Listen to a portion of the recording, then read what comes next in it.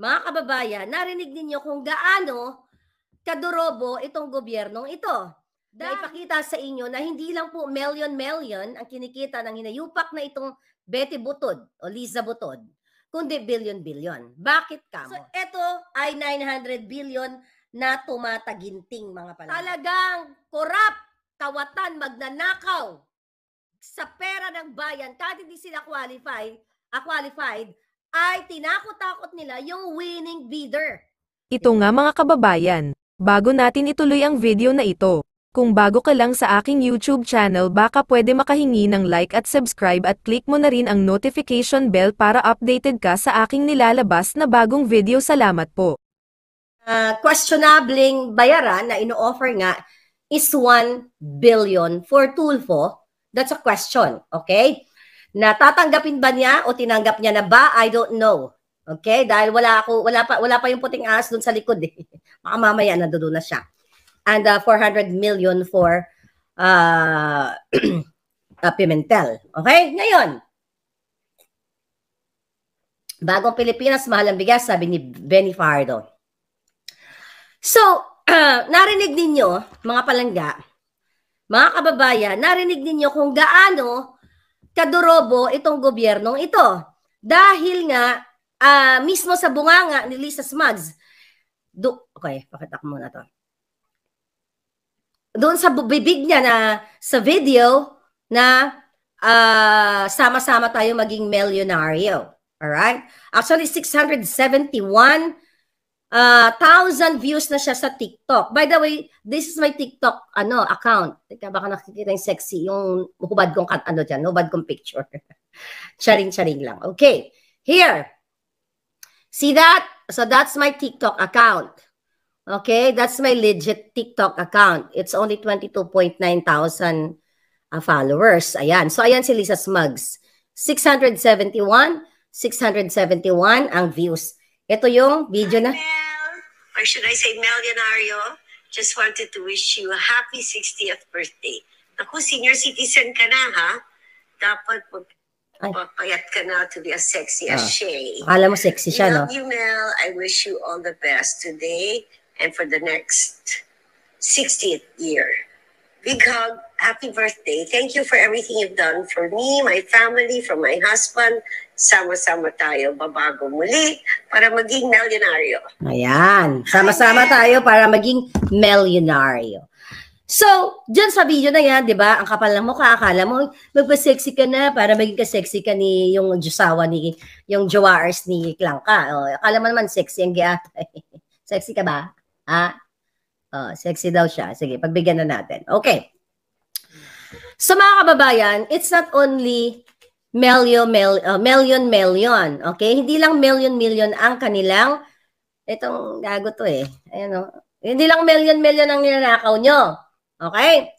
So, ngayon, patuloy ang negotiation kung bubuksan ba ni Raffy Tulfo, idadrag ba niya si Lisa Smugs, itong PCSO, sa taong bayan. Na ipakita sa inyo na hindi lang po million ang kinikita ng hinayupak na itong Betty Butod o Liza Butod, kundi billion. Bakit kamo?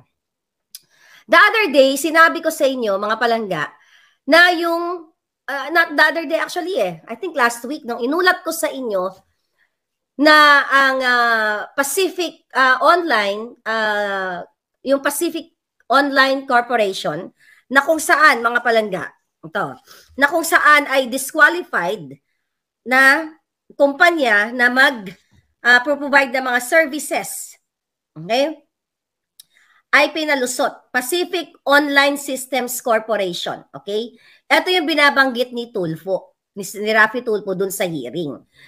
So, sinabi ko sa inyo last week, was it last week? Then yesterday, na ipaalala natin sa inyo, na ang nasa likod ng Pacific Online System na ito ay kamag-anak ni Lisa, sila. At kung ilalabas ni Raffy Tulfo ang mga ebidensya niyang hawak, which is meron din akong copy ng hawak niya, mga palangga. Okay, from our putting us somewhere down the road, ay talagang masusuka ang taong bayan at baka kayo na mismo na makarinig ng katotohanan ay bubuhatin nyo na silang lahat. Itong ginayupak na to, paaanakin ninyo at ipaluluwa ninyo yung lahat ng perang nilunok niya na nasa tiyan niya. So, lingid sa kaalaman ng taong bayan, mga kababayan, this Pacific Online system, okay? Okay. So, itong ano na to, Pacific Online Systems Corporation na to, or POC, ay nasa likod nga ng mga pamangkin ni Lisa Smugs, okay, na nagngangalang Martin and Mark Ledesma. At ang involved dito, hindi lang milyon-milyon, kundi 900 billion pesos a year. Paano nangyari yun, Maharlika? 900 billion pesos a year. Kaya naman, kung si Tulfo, Rafi, ay magpapaareglo sa halagang 1 billion, barya lang yan sa kukubrahin ng pamilya ni Lisa Smugs at niya. So ano ito? Kasi mga palangga, ito palang Pacific Online, itong project na ito na supposedly ay hindi naman mapupunta sa Pacific Online System Corporation dahil nga sila ay disqualified base sa rules o house rules ng PCSO. Kasi di ba may mga sinusunod dyan na mga rules at may mga batayan sa batas na bago mo papasukin o ipasa sa bidding ang mga ahensya ay dumaan sila sa mga dumaan sila sa mga pagsusuri kung saan sila ba ay nakamit ng mga requirements na hinihingi ng gobyerno, which is the PCSO, the Philippine Charity Sweepstakes. Sinabi ko kagabi na base sa dokumento na hawak ni Tulfo, walang submission of letters of patent si Pacific Online System. Wala din siyang submission ng copyright of system or platform at wala din siyang submission ng World Lottery Association Security Control System. So sa makatuwid, di ba, sinabi ko kagabi sa inyo na even 27 years na sa industriya ng online gaming platform, itong Pacific Online na ito na nang nasa likod ay si Lisa pa rin at kanyang mga pamangkin na mga Ledesma, mga palangga, ay hindi niya na-meet yung legal standards o legal requirements na hinihingi ng PCSO. Alright? So ngayon, anong ibig sabihin nun? So yung mga qualified companies, I think isa o dalawa, okay? Ang company na talagang qualified na na-meet nila yung requirements, mga palangga, ay ibinasura ni Robles ng PCSO at na mga tiwali dahil nga sa utos ni Lisa. Dahil 900 billion ang kanilang projected gross income kada taon. 900 billion pesos sa loto pa lang. We are talking, mga palangga, wala pa yung pinapanalo nilang peke. Wala pa yung mga pinanalo nilang edited na galing sa clothing company yung picture. We're just talking, mga palangga, ito pa lang ang babayaran o kikitain nitong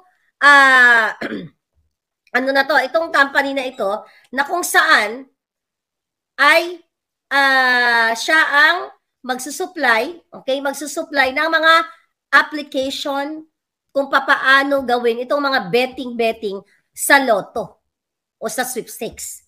Diba? Sa PCSO pala. Okay? So, ito ay 900 billion na tumataginting, mga palangga. Okay? So, ngayon, ibig sabihin, talagang ang kuting ng norte ninyo at ang kanyang asawa ay talagang, sabi ko nga, itong bigao na ito ay uubusin niya ang dugo ng Pilipinas. Kasi sa kabila ng hindi qualified at hindi sumunod sa mga requirements, sa mga masusing dapat sundin ang mga requirements base sa batas. Okay? Dati sa batas, based on the law of what? RA 9184, the procurement law, di ba? Mayroong susundin na batas na dapat ay i-comply nila. Pero dahil, mga kaibigan, mga palangginging, ito si Butod, si Lisa Butod, at ito si Mark and Martin Ledesma, okay, ay talagang korap, kawatan, magnanakaw sa pera ng bayan, kahit hindi sila qualified, ay tinakot-takot nila yung winning bidder. Diba? Sabi ko sa inyo, at sinabi na per instruction ni Tita Lam, diba? Dapat umatras siya, back out or what? Diba? So ngayon, anong dapat gawin ng taong bayan? Kasi itong Pacific online system na ito palangga ay ginamit lamang nitong si Mark and Mark. Magkakasabot yan sila, di ba? Sabi ko nga, hindi lang disqualified itong kumpanya na ito, mga palangga.